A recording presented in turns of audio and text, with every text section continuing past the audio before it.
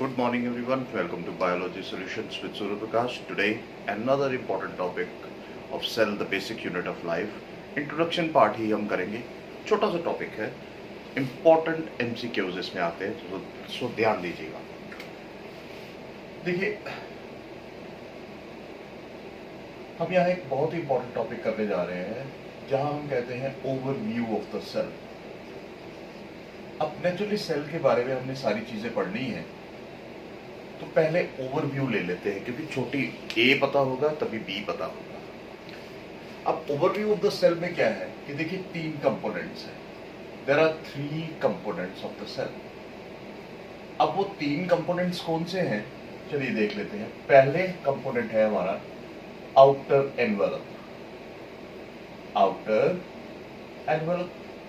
और इस outer envelope में क्या है, अगर आप देखो तो यहां पर the cell is surrounded by a thin plasma membrane. Thin plasma membrane in case of eukaryotic cells. और यहां अगर देखा जाए, इसके साथ साथ यहां पर क्या है, इन केस ऑफ अगर प्लांट सेल्स देखा जाए, cell wall is also present. तो आउटर वॉल जो है, यहां पर दो चीजें आपको दिखेगी. एक तो सेल वॉल भी दिखेगी, इन केस ऑफ प्लांट सेल्स आपको दोनों चीजें दिखेंगी, सेल मेम्ब्रेन भी और सेल वॉल भी. लेकिन अगर हम सिर्फ एनिमल सेल्स लेते हैं तो वहां हमें सिर्फ सेल मेम्ब्रेन थिन स्ट्रक्चर दिखेगा. अब प्रोकैरियोट्स की बात करें तो वहां भी सेल मेम्ब्रेन और सेल वॉल दोनों चीजें आपको दिखेंगी.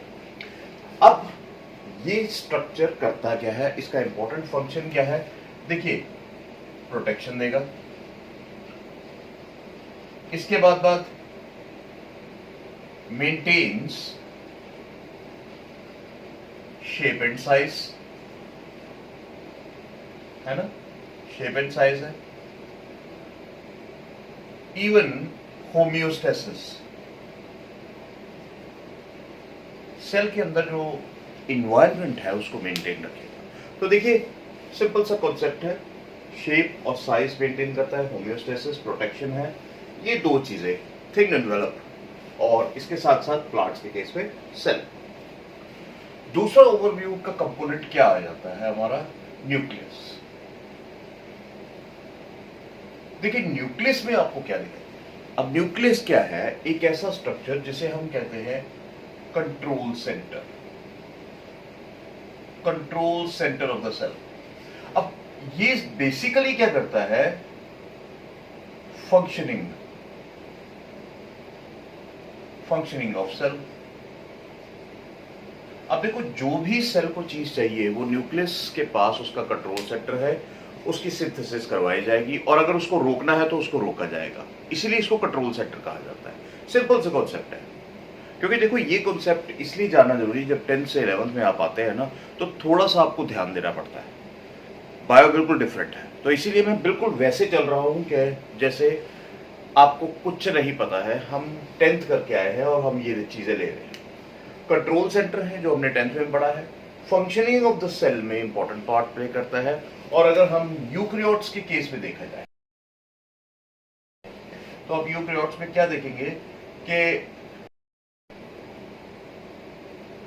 न्यूक्लियस के अंदर एक हेरिडिटी मटेरियल है.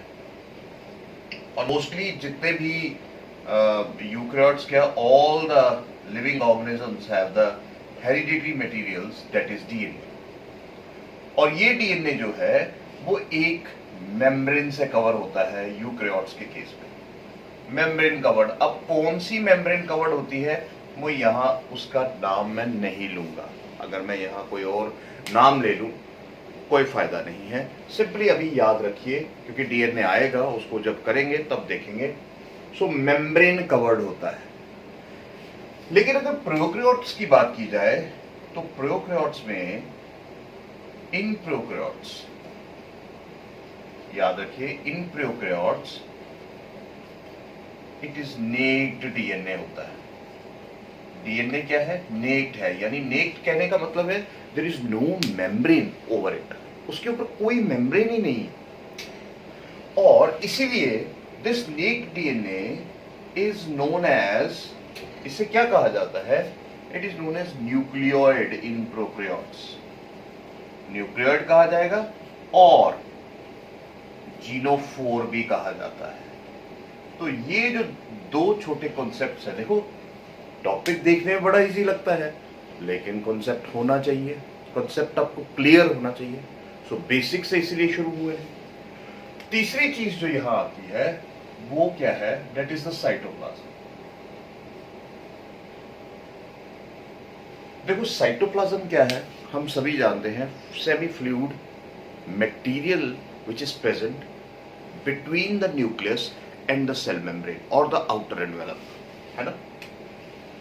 ये एक सेमी फ्लूइड मटेरियल है और ये सेमी फ्लूइड मटेरियल कहां पड़ा है? मैंने अभी कह दिया, बिटवीन आउटर एनवेलप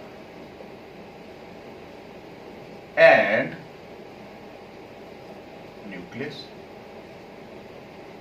और जितनी भी ऑर्गेनेलीज होती है इस साइटोप्लाज्म के अंदर, बेसिकली वो सारे फंक्शंस होते हैं जो सेल को चाहिए।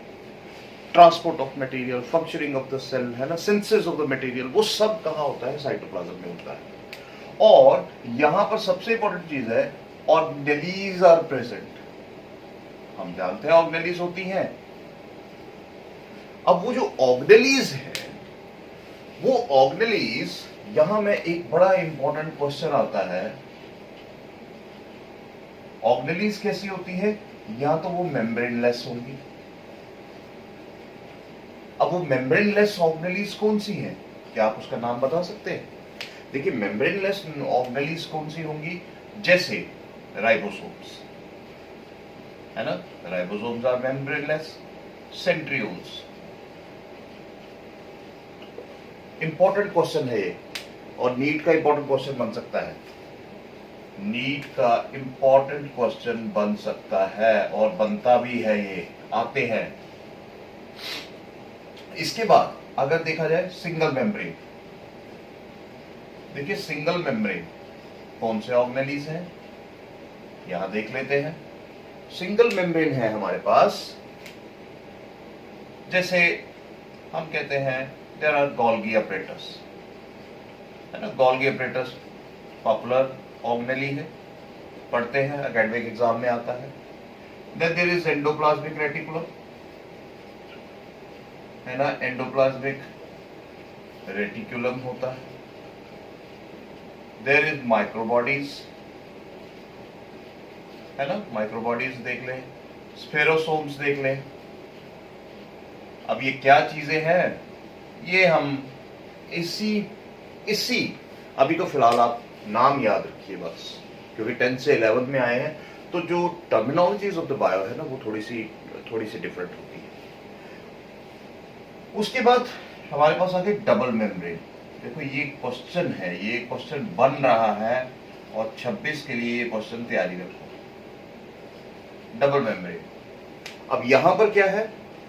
आपके पास दो ऑर्गेनेलीज है, वन इज माइटोकॉन्ड्रिया जो डबल मेम्ब्रेन है, और दूसरे आ जाते हैं हमारे प्लास्टिड्स इन प्लांट्स, ये हमारे डबल मेम्ब्रेन। तो ये ध्यान रखिए कि ये हमारा क्या था? Overview of the cell. तो ये चीजें हमें यहाँ इस सेल की शुरुआत करने से पहले मैं ऐसा कहूंगा, सेल को डिटेल में समझने के लिए ये चीजें जरूरी है। अब हम एक और कंसेप्ट ले लेते हैं, चलिए।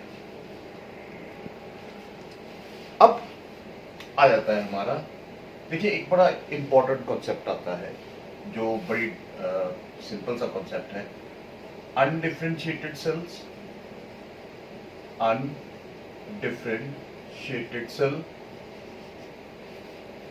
डिफरेंशिएटेड सेल्स, देखिए differentiated cells and dedifferentiated cells, dedifferentiated cells.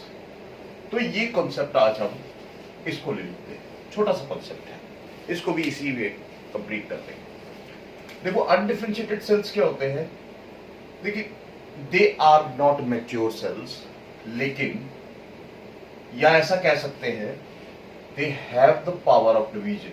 देखिए बड़ा इंपॉर्टेंट है, they have the power of division, सबसे इंपॉर्टेंट प्रॉपर्टी इसकी है।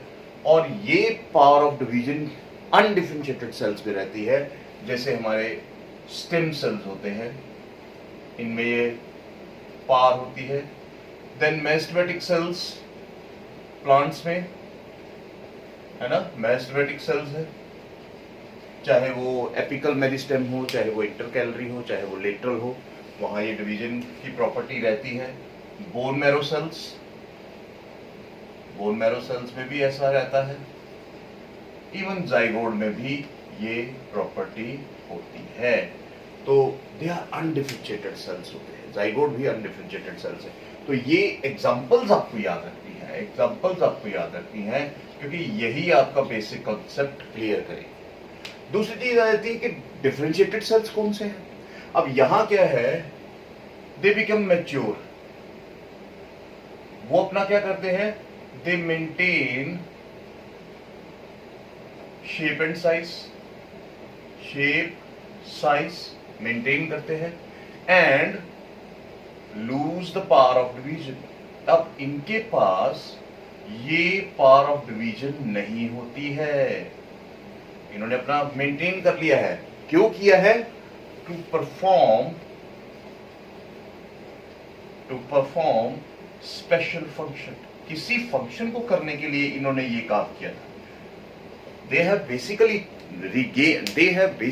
gained this maturity to perform certain special function। और वो क्या है, मैं आपको एग्जांपल दे देता हूं। let us take an example, erythrocytes, या जिन्हें हम RBCs कहते हैं। और ये क्या करते हैं, they carry the transport of, they perform the function of transport of gases, और उसके लिए अपना न्यूक्लियस सेक्रीफाइस करते हैं, न्यूक्लियस सेक्रीफाइस कर देते हैं। और इसीलिए एरिथ्रोसाइट, मैच्योर एरिथ्रोसाइट्स में अगर देखा जाए तो वहां पर न्यूक्लियस नहीं होता है। देन इसके बाद एक और एग्जांपल, एक और बेसिकली यहां भी बहुत सी एग्जांपल है, चलिए एक पता होनी चाहिए हमें, फिर उसके बाद हम बुक्स पे पढ़ लेते हैं, क्योंकि 10% में आपके ऊपर नहीं छोड़ूंगा, सारी एग्जांपलें यहां देना जरूरी नहीं है। डी डिफरेंशिएटेड सेल्स क्या होते हैं, यहां क्या है, यहां फिर से they lose the property of differentiation। ऐसा क्यों हुआ, अब ये जान लेते हैं। डिफरेंशिएशन, पहला काम तो ये हुआ, डिफरेंशिएशन की प्रॉपर्टी खत्म हो गई, और इन्होंने क्या किया, they regain the power of division, इन्होंने डिवीजन की पावर ले ली फिर से, यानी अनडिफरेंशिएटेड वाली प्रॉपर्टी जो थी वो कहां आ गई, डिफरेंशिएटेड सेल्स में आ गई। अब इसकी एग्जांपल बड़ी इंपॉर्टेंट है। देखिए जैसे हम हीलिंग ऑफ वुंड्स होती है, हमें कोई चोट लग जाती है, हीलिंग ऑफ वुंड्स, तो वो क्या है, डी डिफरेंशिएशन प्रॉपर्टी है सेल्स की। अगर रीजनरेशन प्रॉपर्टी देखा जाए तो वो भी क्या है, हमारे पास रीजनरेशन इन एनिमल्स जो होती है, that is also D differentiated property. Even अगर हम ये देखते हैं, the lateral growth in plants, lateral growth in plants, यानी ये जो प्रॉपर्टी है, लेटरल ग्रोथ होती है, वो भी ग्रोथ जो है अल्टीमेटली वो किस वजह से होती है, डी डिफरेंशिएटेड सेल्स की वजह से होती है, जहां कॉर्क कैम्बियम बनता है। Formation of cork cambium is basically the property of D differentiated cells. तो आई होप आपको ये समझ आया होगा, क्योंकि ये जानना जरूरी है कि ये टॉपिक क्या है। So do like, subscribe, comment कीजिए, मोटिवेट रखिए, अपने आप को मोटिवेट रखिए।